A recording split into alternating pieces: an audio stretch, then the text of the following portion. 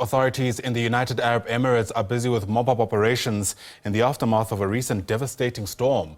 Now, originating in neighboring Oman on Sunday, the adverse weather conditions struck the UAE on Tuesday, resulting in flooded roads and extensive gridlocks as rainwater gushed into people's homes. Residents finding themselves trapped in traffic, their offices, and in their homes amid what authorities have described as the heaviest rainfall in 75 years. Let's get you a bit more on this. Bring in meteorologist, that's Kumsa Masizana, beg your pardon, who is based in Dubai and joins us now via our video link. Kumsa, it's lovely to see you, especially on the SABC News channel once again. Thanks very much indeed for making time. You know, I'd like to speak to you first as a resident of Dubai before you put on your meteorologist head on, because this seems like a situation that left nobody spared. Not at all. It has been quite catastrophic. We've basically been on a lockdown.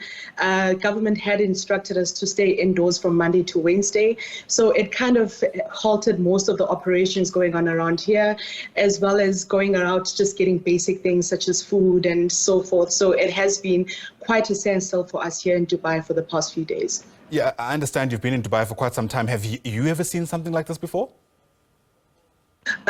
Not really. There have been those occasional storms that have resulted in some heavy rainfall, but this is one significant one that I've never encountered. We've just been having rainfall at most at 50 millimeters, but this one went way above the threshold, which is quite extraordinary regarding these conditions. Sure, yeah, I mean, the visuals that we have seen, and certainly some of those who are playing now, have been extraordinary. I'm surprised so many of those skyscrapers are still standing. But let's speak about what's actually taking place weather-wise. I mean, often we speak about, I think it's called cloud setting, that typically takes place in Dubai. That isn't exactly what happened in this instance.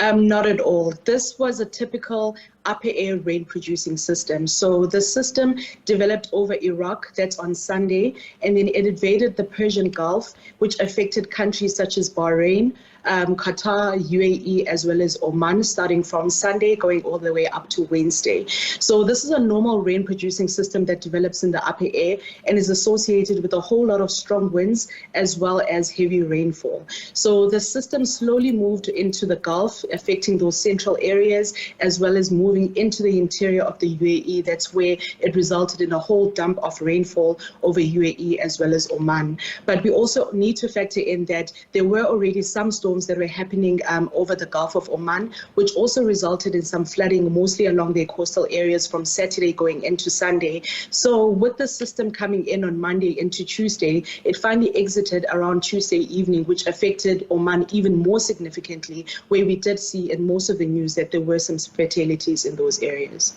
Yeah, it's incredibly extraordinary. Can government do anything to try and mitigate these effects because of things like cloud setting? Do they have any tools in their disposal?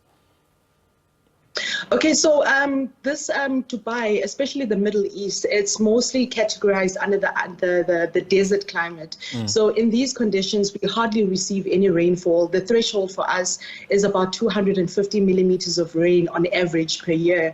So anything more than that, the government cannot really plan forward, as it's not something that's very common for us here, especially in the Middle East. So for them, in order to mitigate such a situation, because countries such as these ones were not designed to withstand such rainfall amounts, they result mostly in resulting in shutdowns where we are not allowed to leave our residence until the storms have passed. Yeah, what's interesting, of course, is that despite this rainfall, it's still relatively warm in Dubai. Quick Google search shows there's about 29 degrees at the moment.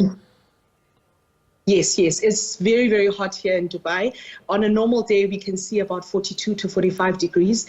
It is currently now the transition season where we are kicking into the summer season. So temperatures are starting to warm up. It is very, very hot today. We are expecting a maximum of about 39. That was a very, very fast moving system that quickly exited the UAE. So it wasn't enough it did cool the day off quite significantly yesterday, although today we are seeing a gradual increase in the temperatures. And what impact does this have on the humidity in Dubai, which we know can make things, let's call it, uncomfortable at times? Yeah, so in terms of humidity, it is relatively dry, especially in desert climates.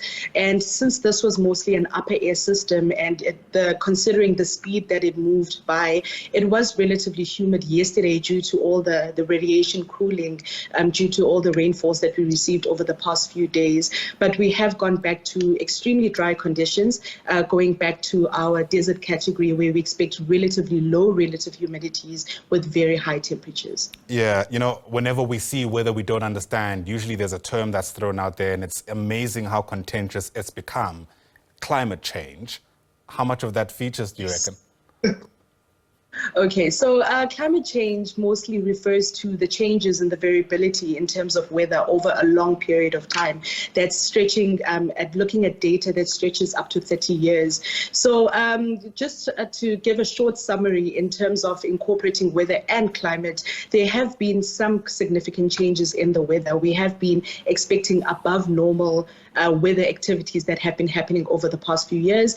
Whether it is climate change related, that is something that is still have to be proven over the next few years. Yeah, and typically people in your industry, meteorologists, use current weather predictions to current weather conditions to try predict future, conditions.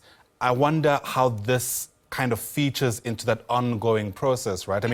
Do you anticipate, for example, to see a much more frequent occurrence of what's taken place, or has this really stood out as an anomaly, given just how long we've had to wait before this kind of rain came through? Okay, so meteorology is basically categorized into two or even larger as sectors. So we have the short range forecasting where we can forecast from here up to 3 days, going even up to 10 days. That's short range forecasting. Then we go into long range forecasting, which also can be referred to as seasonal forecasting, which can go up to 3 months worth of forecasting.